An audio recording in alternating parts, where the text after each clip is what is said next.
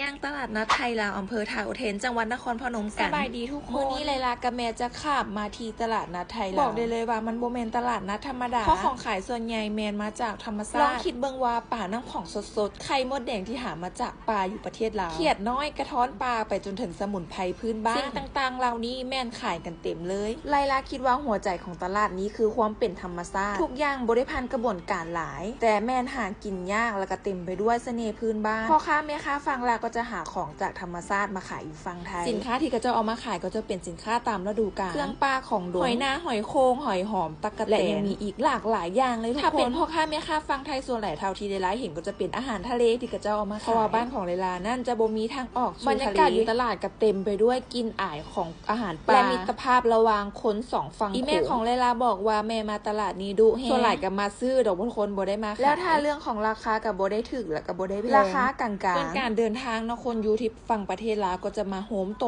กันอยู่ที่เมืองหินบูนก็จะตรงกันข้ามกับท่าอุเทนจังหวัดนครพนมด้านฝั่งไทยหรือตลาดฝั่งไทยเปิดก็จะประมาณ8 โมงไลลาก็แนะนำให้มาช่วงเช้านะคะถ้าช่วงสายๆเครื่องขายก็จะค่อยเบิดแล้วอันนี้ก็จะเป็นเครื่องของใช้ของกินที่แม่ของไลลาซื้อแล้วก็ซื้อต้นมักเงาะน้ำต้นอันนี้ก็จะฮอดเวลากลับแล้วก็สิมานั่งทานถ้าทุกคนได้มาย่างตลาดนัดไทยลาวแบบนี้พวกเจ้าอยากจะซื้ออย่างเป็นอันดับแรกใครเคยไปย่างแล้วก็อย่าลืมมาแชร์ประสบการณ์นำกันเด้อ